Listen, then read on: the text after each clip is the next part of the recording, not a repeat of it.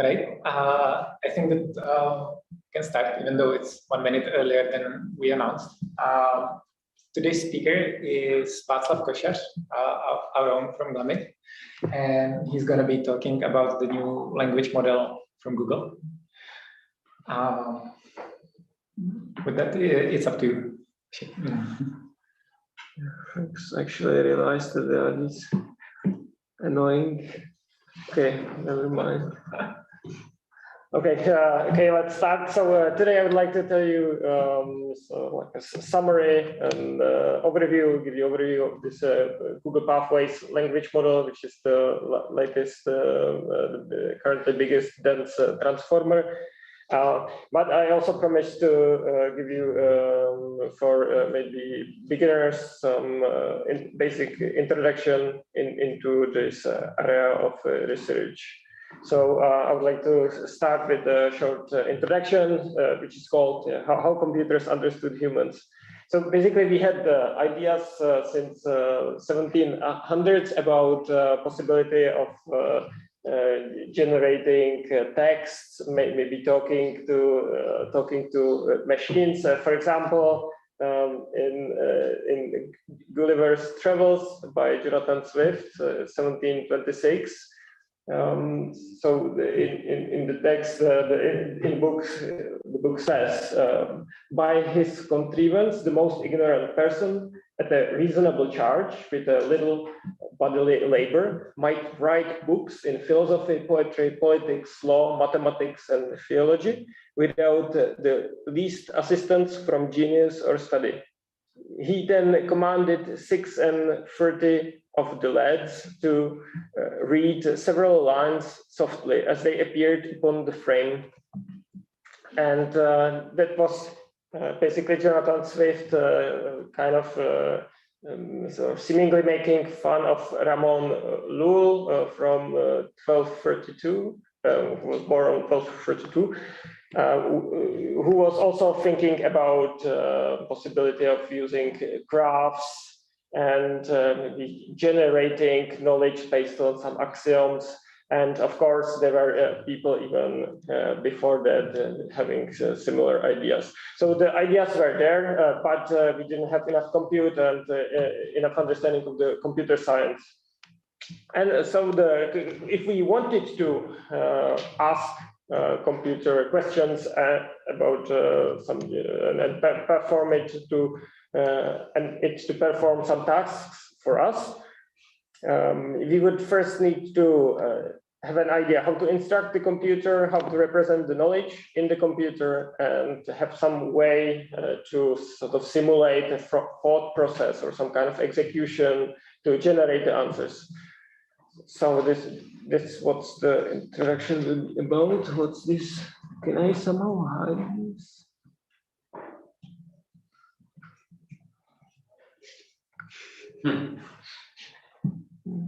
It's okay. But okay, I will put it here for now.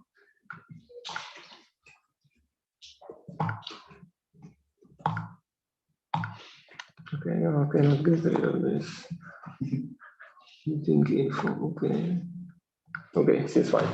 So, so what could be the interface for this if you would start thinking about it again? So, natural way would be something like from 2001: A Space Odyssey, where there was this computer on a spaceship called HAL 9000, which accepted basically textual or speech instructions, and was able then to answer with some questions. For example, we may want to explain a riddle, and so we'd like to get some sort of unlimited output text.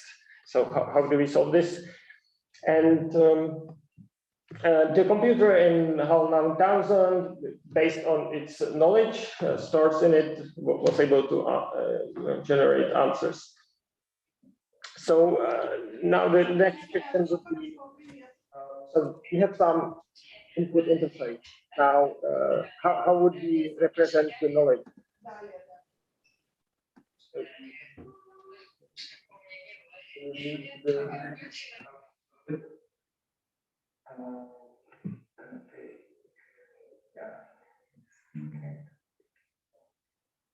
maybe there is some also command to mute everyone. Yeah, that could be in security, I guess. If you just look at all the people, you can mute one. Oh, it's okay now. Yeah. Okay, great. Sorry. Okay. So we start with what? Okay, can we get the slides? Yes. Sorry, I thought I'm gonna. Okay, fine. So we start with something we understand. We have an idea of with a library. That's basically a textual document stored in a database, and we may want to do some search on it. For example, we have some query of several words, and we'd like to find topics. So this kind of problems were being solved in 1970.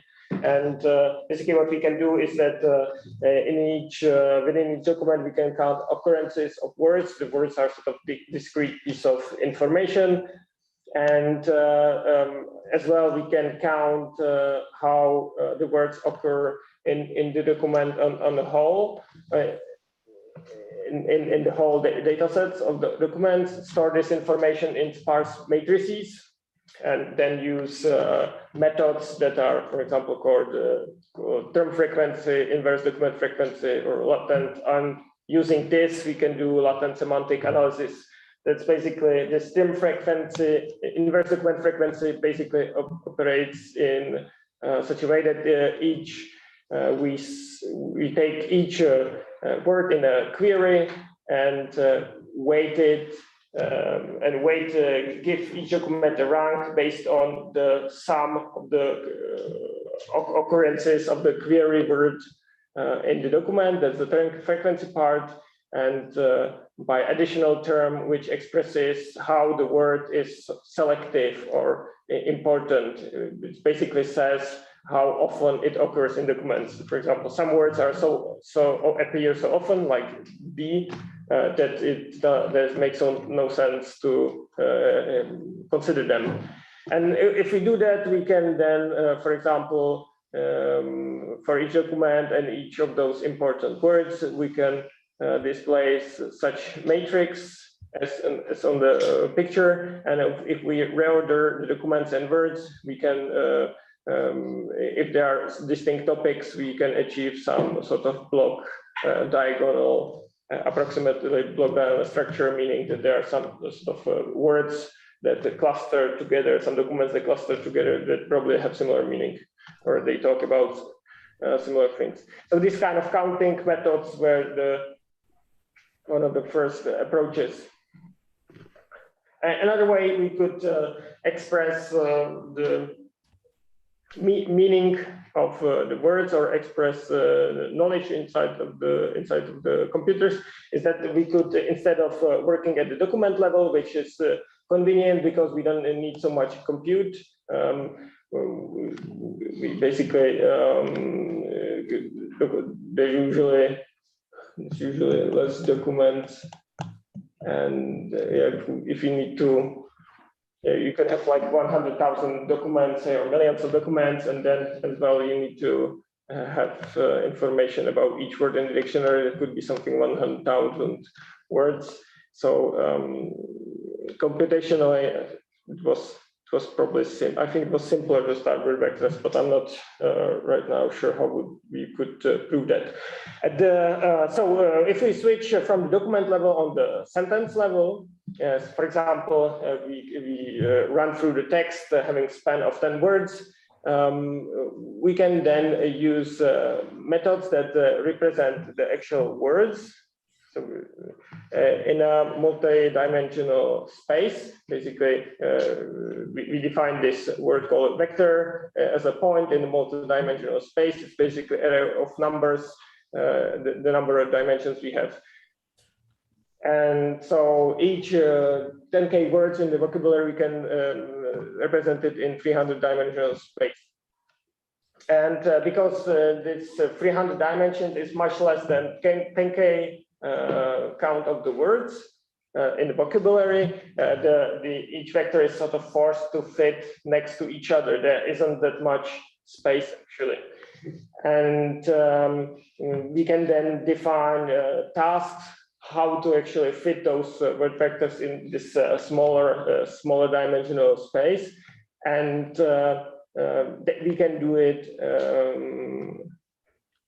in a method that I will describe in a moment. What's important here is we work on word level, so each word has this sort of position in the multi-memory space. Here it's just dimension, and there's no context for the word. So each word has like some global meaning. So we cannot disambiguate between fruit as a flowering or fruit as a food. Okay, so one way we can do this, we can create vectors from words, is that we count, the simplest way to understand is simply we count co-occurrences of words in this running window of 10 nearby words. That's called the GLAMI method. It's actually, I think it was actually published later than this word2vec method, which was published by Miton of 2013, which one of the methods described in the paper basically operates in a way that we sum surrounding words of a word which we would like to know or learn context for. And we require that sum of the 10 surrounding words to be close to the word vector corresponding to the middle vector. So we have, for example, this truth, we don't know, we pretend we don't know this word, therefore I am. So what kind of word is here? So from some global context, we can actually get pretty good at predicting that maybe word think is supposed to be there based on summing those points in the high dimensional space. And so using these methods, simply words that appear in similar context are also close together in this high dimensional space. But we still have this problem of disambiguation. The words are sort of, they have global meaning disregarding specific context. So how we can solve this? Let me jump here. Oh, well, one of the ways we could contextualize words is, or think about contextualization, is thinking about this concept of knowledge graph, which we can imagine a knowledge graph as for example, as research papers or Wikipedia or internet pages where the documents are interconnected between each other, and thus they form this structure where we have these objects that point to other objects, and both the objects and the arrows have some kind of can have some kind of properties. And using this structure, we can sort of express, we can have a name for the objects. So we can have a fruit, which can mean flowering, and it can mean also food, and it can exist somewhere in the knowledge graph, and it can be connected to the corresponding context properly. So this idea is, we can also look at it as a sort of trade-off between database and training, so something between database and continuous text. And what's also interesting about these knowledge graphs is that you can, if you think about it, that you can actually randomly walk across them and basically generate valid sentences. So, for example, you could say, we could say, looking at this example of knowledge graph, we could say pear is a subclass of a fruit. Pear, and for example, then fruit has a subclass apple. Apple has color yellow. And so by traveling in this way, we are sort of generating something like generating text, very sort of simplified text. And each step, each hop is like a little bit like a valid sentence. And we can as well have this task of predicting connections that maybe are missing. So for example, we can ask, can pair also be yellow, despite I don't have this connection? So there are these sort of similarities between text and knowledge graphs, and we can as well apply similar methods to actually create vectors for now disambiguated terms within the knowledge graph. And also one interesting idea here is that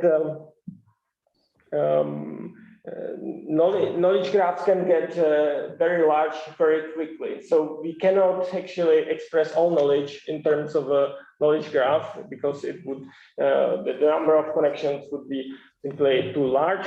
So we cannot write all possible knowledge ever, because it would be just too much. So there is also this concept of sort of having some sort of abstractive knowledge, but not having to write down all the existing knowledge. So that goes back to a little bit what we talked about axioms and what comes from the axioms, what we can sort of generate from the axioms. And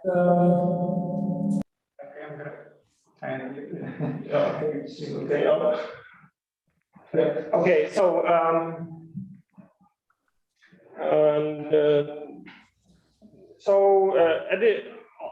further model that can be used to improve on this ambiguity of words having simply just assigned one vector, some global meaning, is contextualizing the words by using interactions between the words. So that's there's this apart from other models, there's this architecture called transformer architecture, which basically always works on entire input sequence. And what it does is that for each word, initially it does something very similar to word2vec. So it converts each word in the vocabulary to one vector. But then through interactions and through multiple interactions, then it sort of can allow for disambiguation between the words. If there is a fruit in sense of fruit as a flowering, then the model should be able to recognize it from the context of the input text, for example, from the sentence or nearby sentences. There should be some word that will give a signal, and through interaction with that word, we would get the specific. We would sort of add the specificity to the vector. And additionally, what's also interesting about transformer is that it has this layered architecture, which is common in neural networks. So it's deep neural network. So it has these additional layers. And so I think we can expect some kind of abstraction coming from that maybe we are learning something more than just specific cases, specific text, but we are learning more about some sort of abstractive knowledge, and we can as well see it from the results. Yes. Okay. Yes. So big transformer models. So this transformer architecture that I just described that contextualizes the words in the text and has this layered architecture is very successful, and we are now basically people are now spending tens of millions of dollars to actually train them on a very large amount of text on the size of many human lives. And basically, that's only possible thanks to having lots of text on the internet. And basically, the data sets are mostly composed from the internet. And these models are now able to solve a variety of naturally described problems, as we would, it starts to remind us this sort of conversation with the computer. The computer is now able to solve many kind of different tasks. So there are several examples. and I will talk about one of them. What's important in these, that these biggest models are basically performing tasks of next token prediction, where we take the input text as a context and then predict the next token. And using this approach, we can generate any kind of output. Okay, so I'm getting to the main one. Let me just refresh. Okay, yes. So now towards the main body of the speech. So the Google Pathways language model and usage of chain of thought prompting. So PAM, as I mentioned, training task is given a text. We want to predict the next token, and it's currently the biggest dense transformer model of 540 billion parameters, and likely the most expensive to date. So it uses very. What's interesting about this paper is they use very highly efficient training. They use a 6,000 TPU version for chips, to clusters, to sort of like data centers, which they call pods. And what's also interesting that from the results we can see that that there are still improvements for few shot learning. This is this very general approach to without specifying ahead what we want to do. We can quickly ask general questions from the model. And also this approach, what they also observed that from certain scales, as if almost there was some unlocking of capabilities. Perhaps due to adding additional layers, we maybe are achieving more abstraction on some. This was observed on reasoning tasks.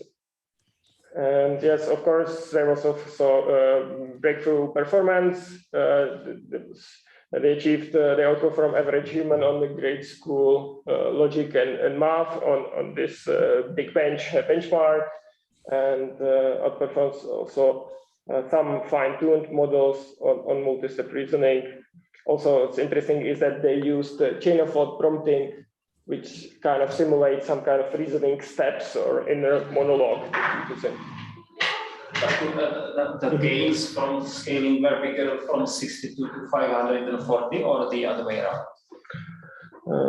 Is it a surprising point, or is it like? Well, they were. I will get to that. From 62 to 540, there was like a non-linear sort of step gain. It wasn't. That's what they sort of described. It wasn't like single. It was not linear improvement, but more than linear on multiple tasks, at least.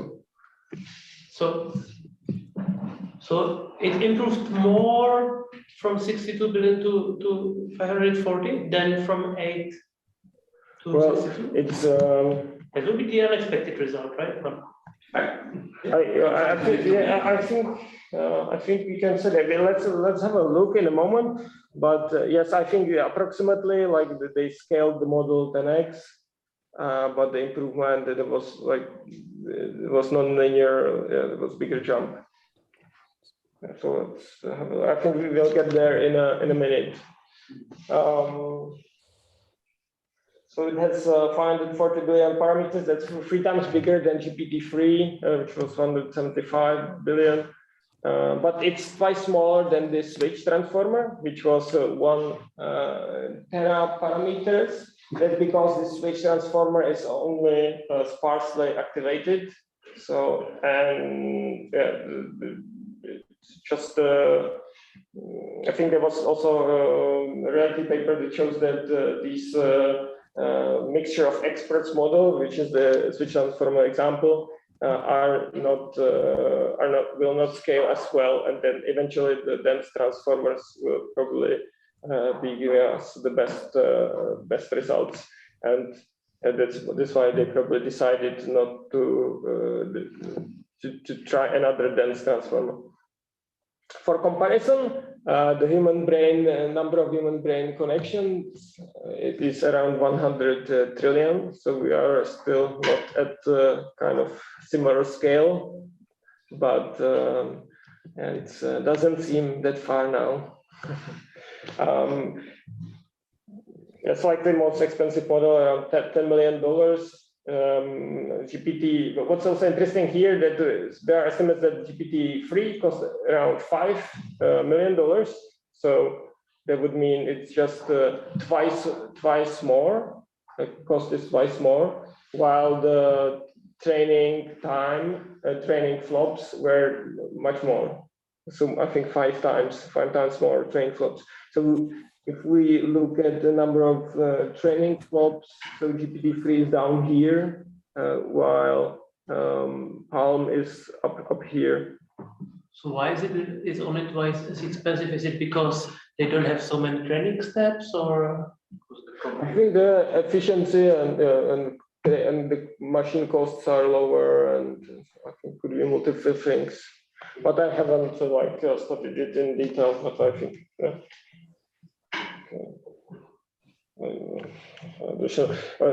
I will also mention that they improved, like specifically they went after the efficiency of training, and yeah, it's some time since as well.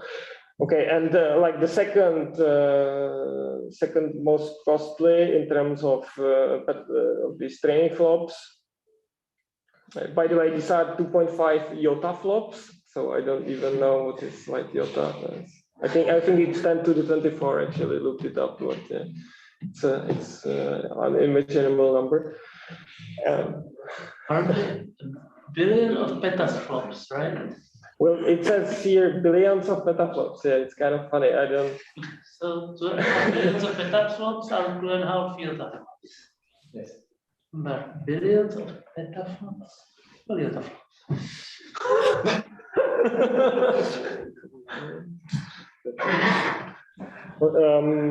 Yeah, I think these models are very interesting, but at the same time, looking at the pricing of GPT-3, I'm not sure if they are economical. I think it's just an experiment.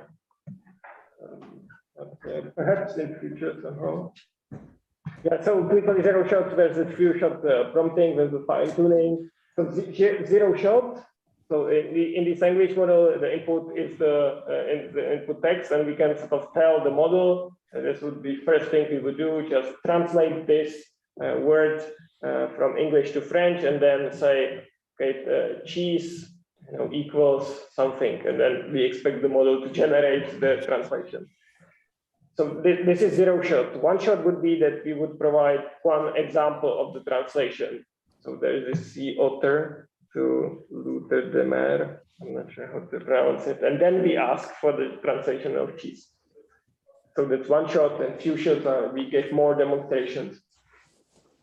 And fine tuning, of course, is different. We doing fine tuning, so we provide the example solutions and update the model parameters, change it. So zero shot, one shot, few shot, the model stays the same, and it just answers the questions during the but the fine tuning is actually changing the model for some specific task.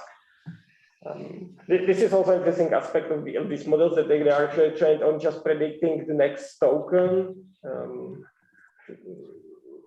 and at the same time, then they are able to answer these kind of translation things. So they never trained on some parallel corpora for translation between English and French, and they still are able to do some translation. It's not that good as other models, as I will show, but still interesting. So breakthrough capabilities of this big benchmark. So this big benchmark is 150 tasks, but it's not, each task contains some samples. So it's more than 150 samples. The reasoning, it contains reasoning, question answering, translation, programming, and only 58 tasks are available for comparison with other models. And it seems that oftentimes it's a multiple choice. And so this Palm is now state of the art on outperforming human average. and other models on several of these tasks. And actually, on average, I think that performs a human, but still underperforms on some of the tasks. So humans still win on some. So that's great. And so we can see some of the results down here. The human average is this dashed line. This blue line is the Palm 5 shot. Here on the x-axis is the size of the model. And there's this metric. So for example, here we can see quite strong outperformance of humans or goals that WikiHow. Not sure what exactly is the data set, but yeah, it seems. At the same time, here there is also human best, and it's never outperforming the best result. Human best result. So that seems only close on some of the results. Yeah, here is the jump. Yeah, that's the jump exactly. So with the jump, what I mean by the jump is that so here in this middle column, so when they sort of 10x the number of parameters, there is first only a small step, and then the step is bigger, and that's what I mean by that. There seem to be some improvement, and I think something like this was also observed on this original chain of thought reasoning, which chain of thought reasoning wasn't used on this one, as far as I understood. This is just ordinary, this is your task and generate the answer. So this is why they say they sort of, okay, there seem to be some bigger gains. Well, on some other data sets, this is more, they get more sort of linear. And on some tests as well, the results are much worse than human. So for example, this navigation, for some reason, it's not getting better. Maybe some kind of different training data set. Maybe for those it's not enough just to train predicting the token. Maybe you need something else. I don't know. English proverbs. Yes, and those that jumped with more abstractive capability are English proverbs and logical sequence. I don't know. I'm not sure why exactly these. Maybe they require more abstraction, but I would have to actually know also these. So I cannot compare. But I think they mentioned something like this in the paper. So this is interesting. This is interesting technique that was that's its own separate paper, but this was used as part of this evaluation of this model. It's called chain of thought prompting. So during the few shot querying, we as well put into the demonstrations examples how to think about solving the problems. And if we do that, then we incentivize the model to simulate these demonstrations, to also sort of try to something like think about the problem. So basically, in multi-step arithmetics, it tries to translate these grade school level math problems to sort of rework them into assigning them sort of to variables, and then writing down an equation and solving that equation and getting answer. And in common sense reasoning, there's some it requires some logical inferences. So you go step by step, adding the next reasoning step and getting to the right answer, and then generating the answer at the end. Okay, so there is this comparison here, right? That we insert this additional thinking about the problem. For example, this Roger started with 5 balls, 2 cans of 3 tennis balls, each 6 tennis balls, and then it does calculation and gets to the 11 balls that Roger has. The answer is 11. And what's also interesting about this is that this may be interesting for the interpretation. So we can actually think about if we are getting the right answer for the right reasons. But first, let's look at the results. So there are these reasoning data sets, GSM, 8K, and so on, common sense QA. And during the evolution of this, humans were also allowed to use calculators and search engines. And so it sort of made sense to provide calculator to the model as well. And it's actually possible. That's so interesting because these models are so general that you can actually provide a way to use calculator by, if the model sort of triggers this kind of sequence, then you can take over and insert the calculation result. And so you can, and then the model sees the result and says, okay, that's the result of my calculator. And well, it doesn't say that, but okay. Yeah. So so without the calculator, chain of this pound plus chain of thought prompt is competitive with GPT-3 with fine-tuning calculator and verifier. And with calculator, it outperforms GPT-3. What's interesting is that they don't have result for GPT-3 with chain of thought prompting. So that would be interesting. Yeah, we can, of course, have a look at the results.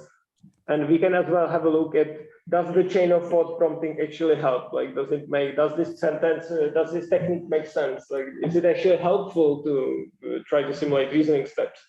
And it seems so. Yeah. So this dashed line, it's much lower than this blue line, and this dashed line represents direct prompting without the chain of thought, and this one other, that seems to be helping. So it seems to be helping to simulate this sort of reasoning process. And so we can use this chain of thought prompting, this sort of simulation of reasoning steps for explaining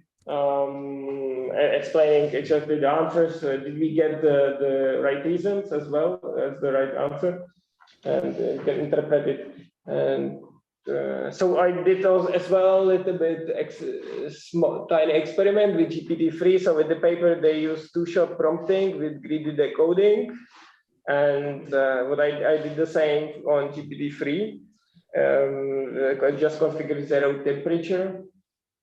And here's the example. So there are two additional, on the prompt, there are two additional demonstrations before that. I don't show them here. You can find them in, there's appendix to this presentation, so you can try it yourself at home. And so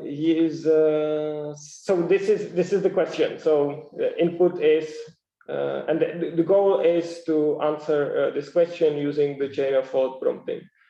So Jennifer looked out of her window and sees a really cool cloud below her. She unbuckles her seatbelt and heads to the bathroom. Is Jennifer probably traveling more than 300 miles per hour relative to Earth? And so the Palm says, explaining what sort of is thinking, or I don't know. 300 miles per hour is about 480 kilometers per hour. This is about the speed of a commercial airplane. Clouds are usually below airplanes, so Jennifer is probably on an airplane. The answer is yes. So I think this is a really interesting result, that it sort of seems to look like something that some person would say when thinking about a problem. It's what seems a little bit strange is this part at the beginning. I don't think it's like necessary unless the Palm is European. I'm not sure why is it translating to kilometers. So I don't know, probably should remember in miles per hour or something. And also, it's not actually very similar to commercial speed, to speed of commercial airplane, because when I search, it actually seems to be more like this. So, but between 500 to 600 miles per hour. So this 300 is lower. That's what we are asking about. Is she traveling faster than 300? Maybe it actually converted to 680 because the model expected a number in a range that it would be between 440 and 406. Yeah, maybe it was this strange bug. And then confused the. Yeah, it's miles per hour and mph. Yes. it's possible that it just confused itself and then but it's still it seems to be sometimes getting it right. Like Probably a number of like scholars at elementary school might do the same mistake, right? yeah. They think about like how to make a number that would look like correct answer. Yeah. Hosh also commented in chat that at this speed the airplane would be taking off or landing, so there would have to be very low clouds. Yeah. Like a folk or something. And she wouldn't be allowed to go to the bathroom. Yeah, so that's what it didn't say. Sorry. What she should. And and if we look at the results that I got from GPT-3, so this is like just experiment on recent. I just this weekend I executed this. So the GPT says no, because airplane typically travels 500 to 600 miles per hour. So this is true, right? But the no is incorrect.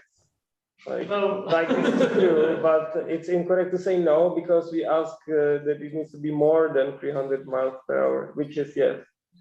And also then it adds some irrelevant information that bathroom is located at the back. Like, is she speeding up by going forward? Like, I don't know. She slows down. So there exists a GPT-3 model that was trained on chain of thought prompting. Well, it's this chain of thought prompting wasn't part of the training, but you can simulate it. You can just input the prompt.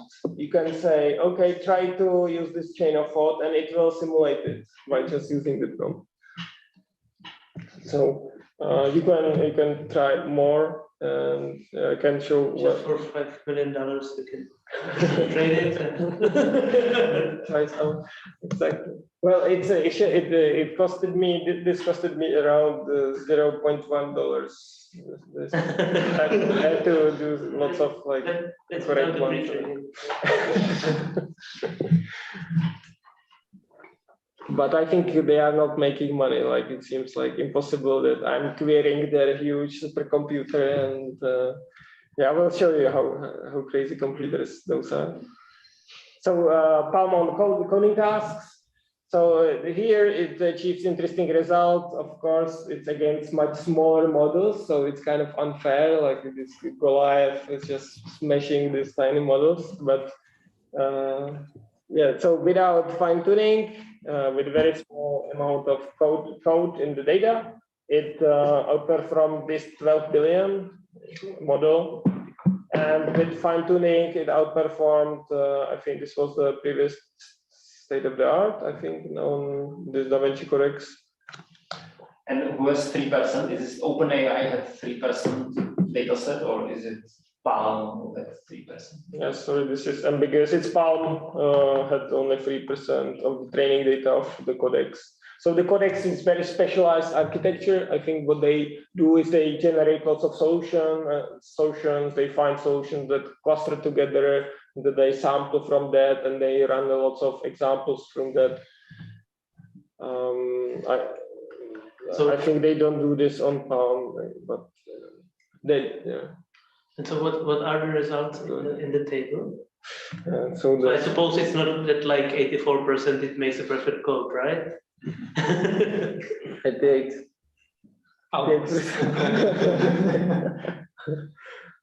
Yeah, so they claim to have the state of the art with this Palm coder, 540 billion, 88% on this human eval. This human eval is just a dataset name with confusing name. Is there a small subset for the evaluation?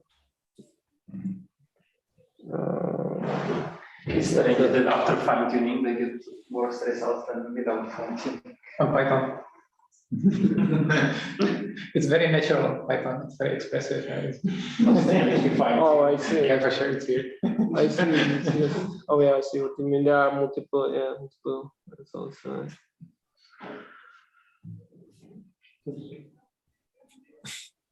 Yeah, they are not always better. This one they are better on this one, but why it's not? Because without finding, oh, I see. Maybe it contains a lot of comments that are in natural language, and then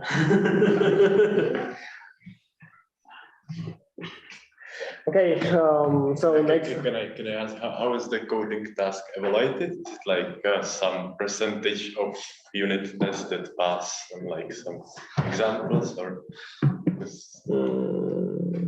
and then these would be like super optimistic results, right? Yeah. If you compare it to the average first debug run for an average programmer, then probably you would employ only pounds. I think it's some selection of tasks where there are a lot of solutions already available, and the job is basically to find the right solution using The right Stack Overflow. Yeah, exactly. You use Stack Overflow, and this is just querying its own database of solutions from GitHub or something that they scrape. Or does it have to pass?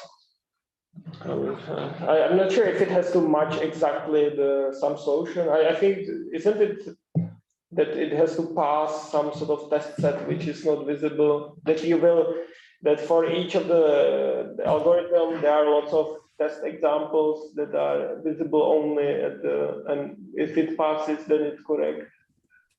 Yeah, that makes sense. Yeah. Because the matching would there's like infinite number of ways how to write a function that produces something. Yeah. But there are some. I think this is an area of study that the people are trying to match these ways of how to calculate different things. But I don't think.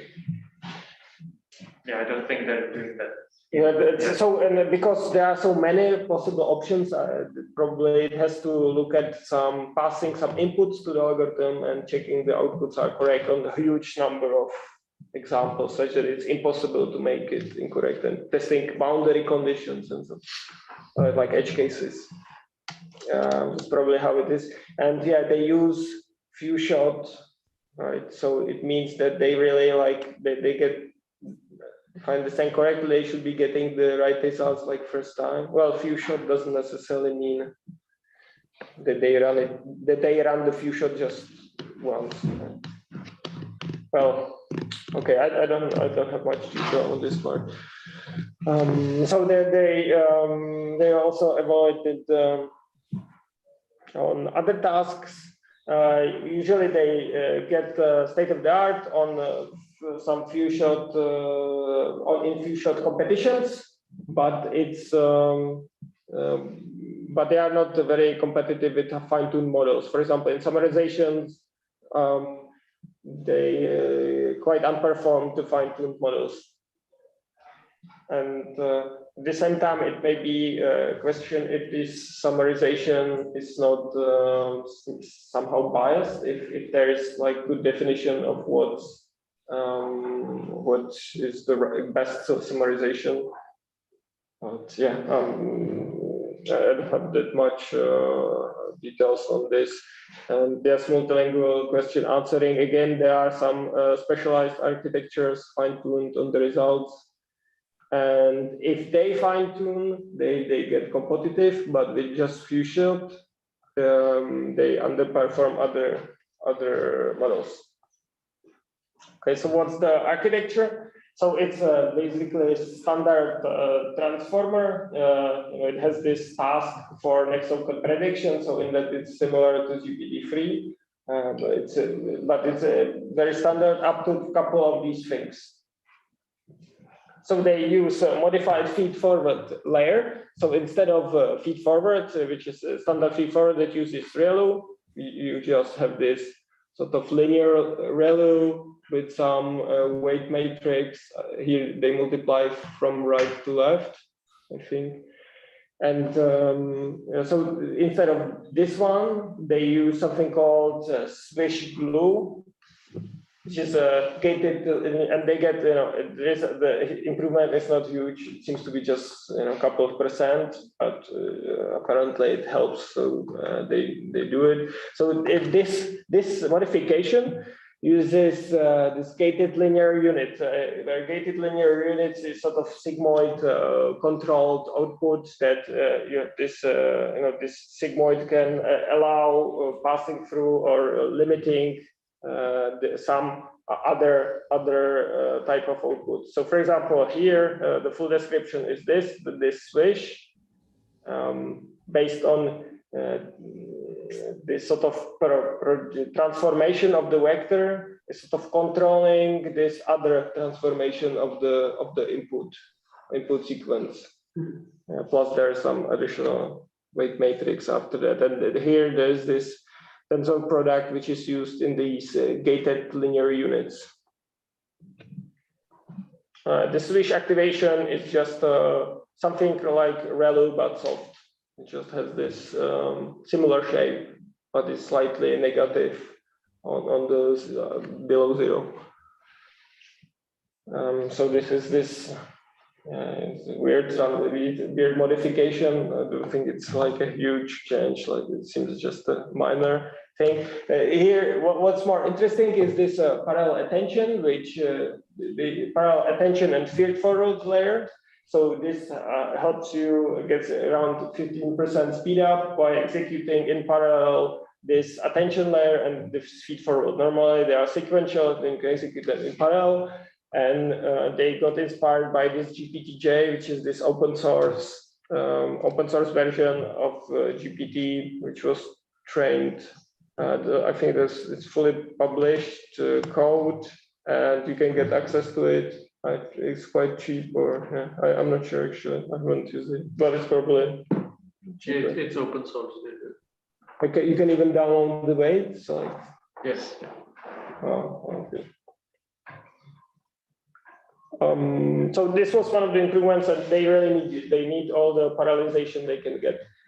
And then also they use multi-query attention. So instead of having key value and query projections, they instead have only query specific attention for each transformer. Attention has multiple heads. And for each of the heads, normally we have specific key value projections. So here instead they have only specific query attentions and they share key value projections. Somehow it speeds up autoregressive decoding. There's a paper is accessible, but didn't get to it. Then they also use the stroke embeddings. That's sort of intuitive and quite interesting in that normally we add positional embeddings to the word embeddings, but here they think about, okay, we want to use mainly relative positioning between the words, because absolute position sort of doesn't make sense because we can move the window there and back, and it sort of doesn't make much sense. We want this to be relative, and if you want to do something relative, so what about using rotation? And if you use this rotation on this I don't know, 700 to 1000 dimensional space, then it's a multiplicative operation, which when you do the dot product after this transformation, you will get these relative terms in the multiplication. So you can imagine it if you have e to the power of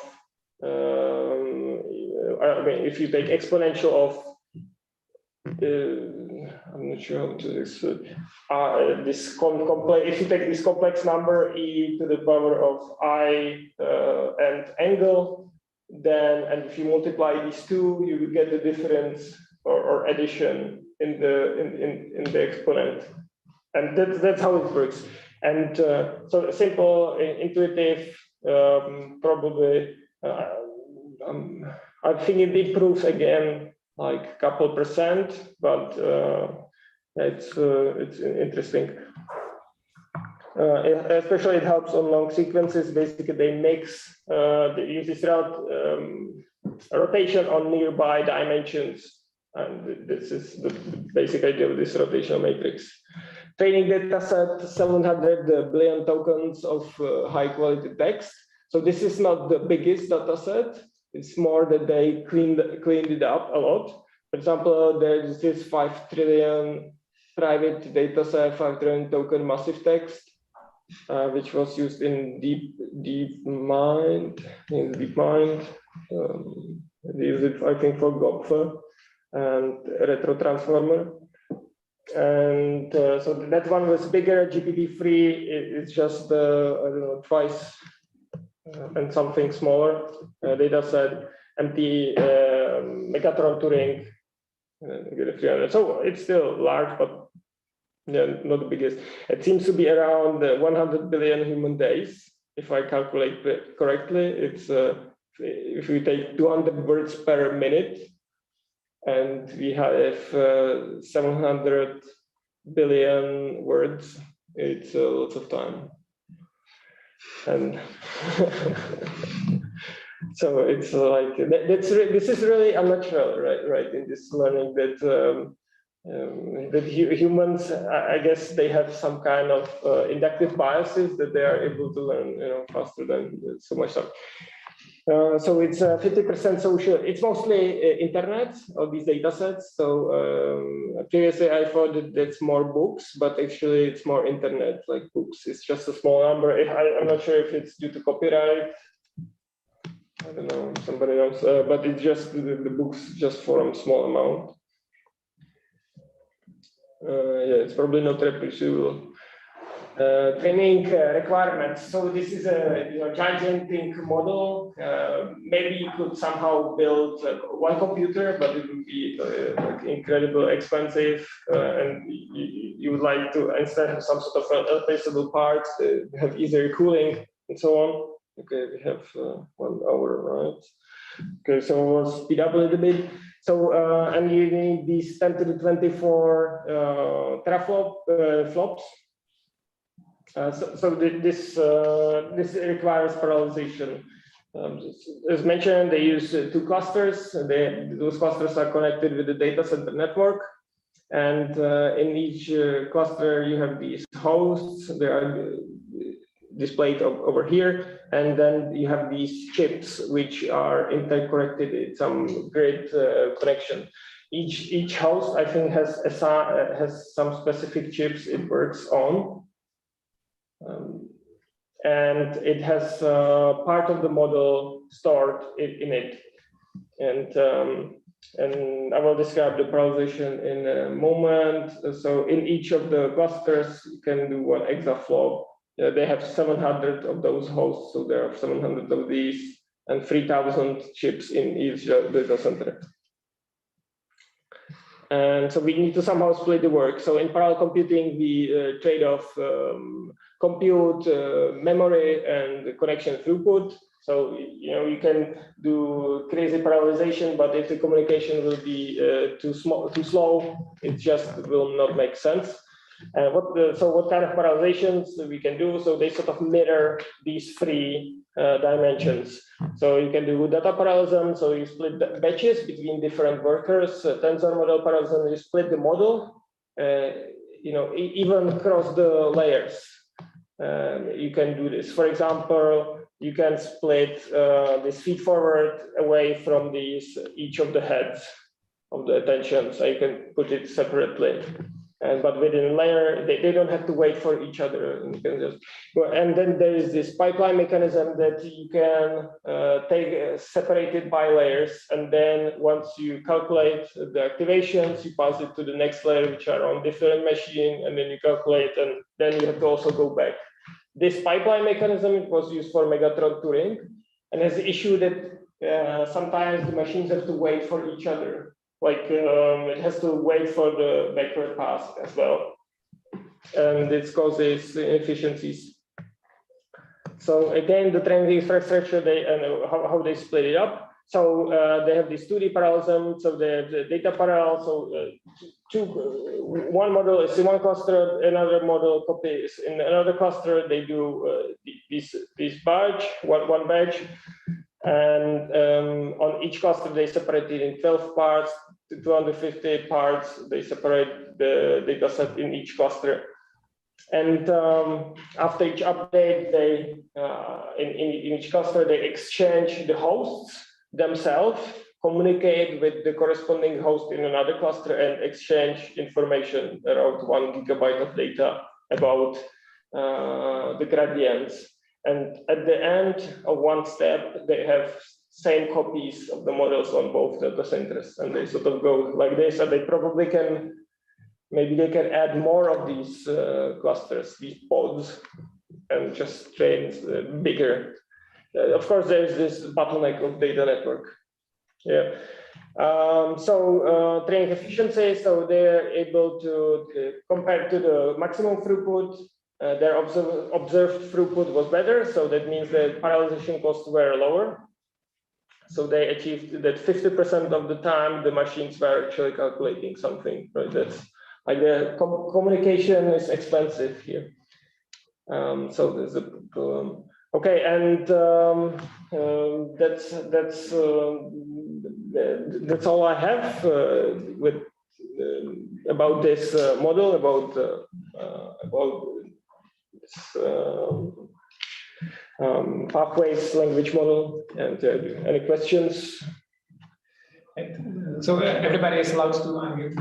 Or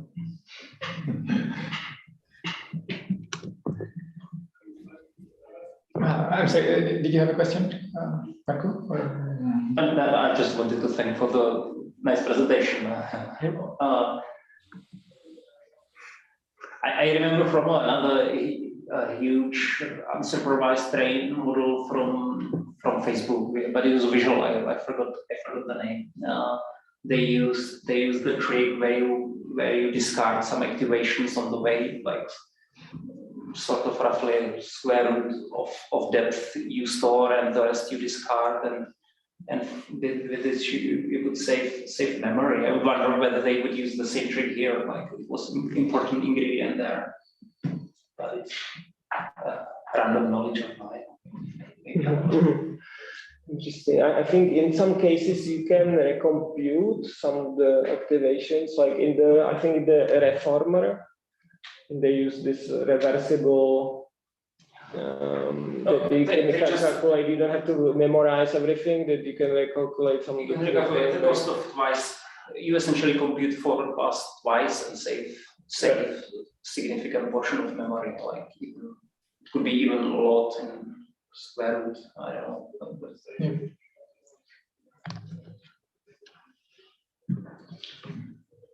But maybe the memory wasn't the bottleneck. I also took a look at the coding tasks in the meantime, and they varied a lot between the data sets. So one where it was about the code corrections, they received a code in C and a code which didn't compile. And like the task is to correct it so that it compiles, but then it is not tested if it performs, what it is supposed to. So if you learn to answer hello world every time, delete it. 100%. There probably are some limits, but then for the Python, the input is like def function name, and then instead of code inside, there's just a comment on what the method is supposed to be doing, and then this one is tested against like a set of inputs and outputs.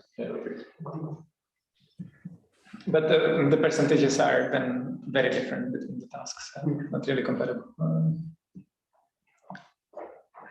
So jokes. Yeah.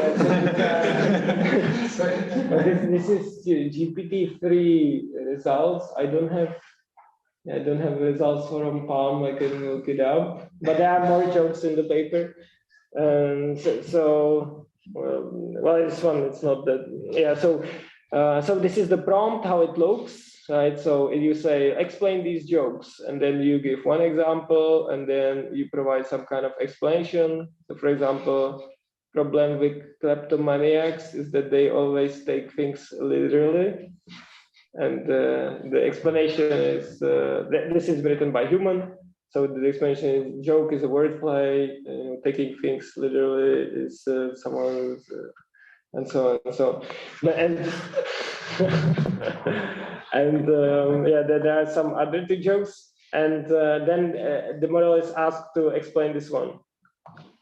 I was going to fly to visit my family on April 6th. My mom said, "Oh, great, your stepdad's poetry reading is that night." And so now I'm flying on the April 7th. So I inserted this into GPT-3, and so best of two temperature results, like this, something about this joke is about how annoying mothers can be, a kind of depressive result. How annoying it can be to deal with aggregations.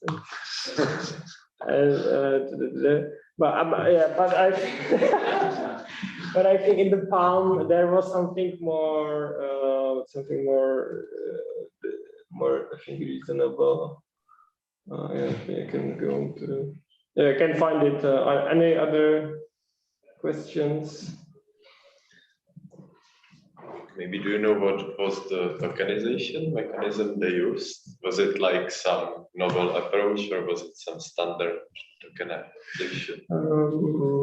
I haven't noticed about anything about specific about tokenization, so I think it was probably.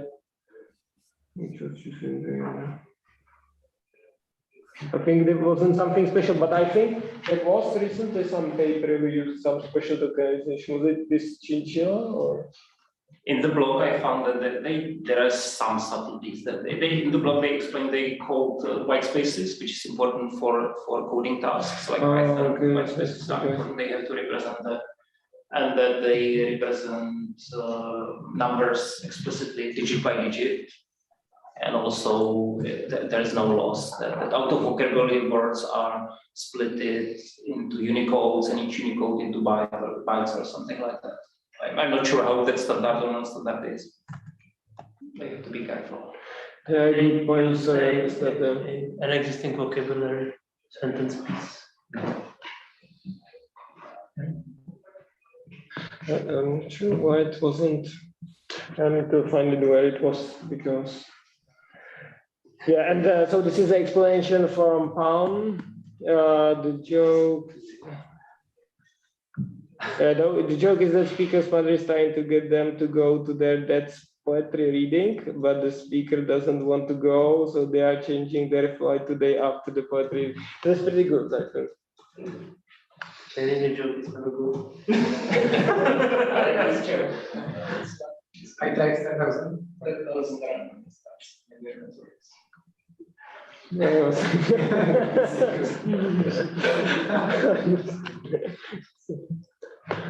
No, seed goes unfolded.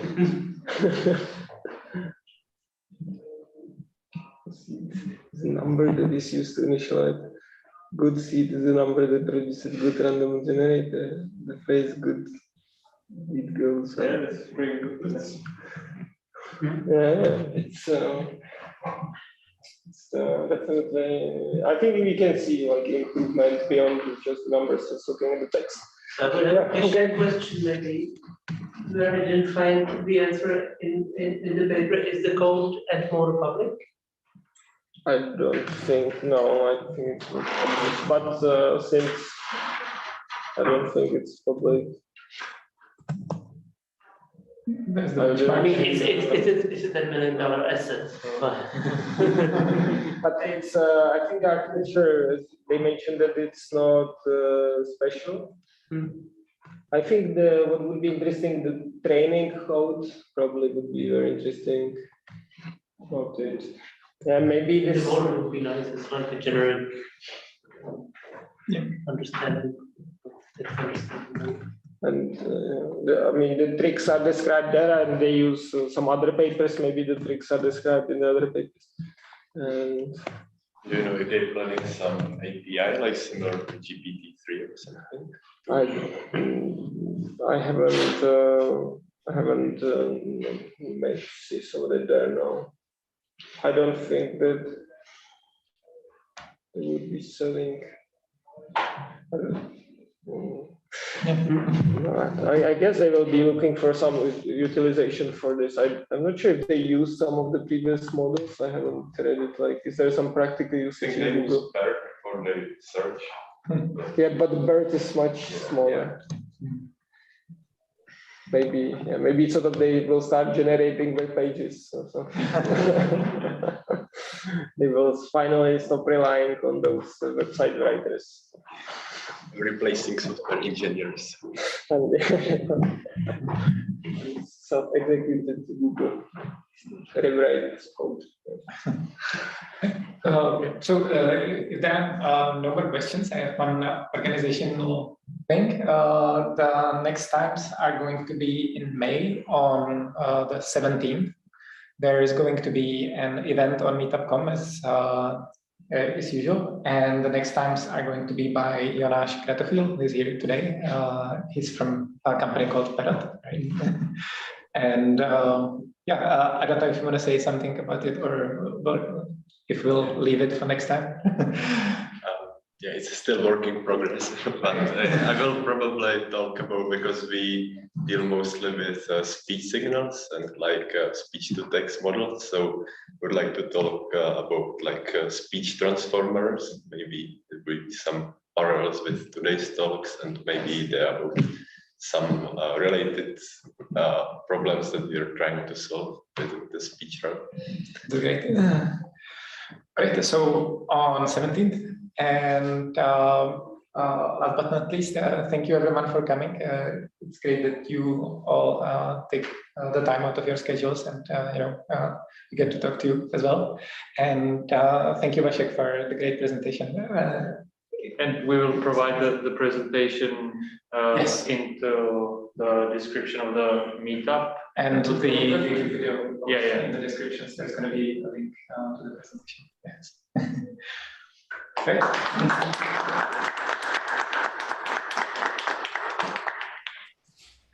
Thank you guys.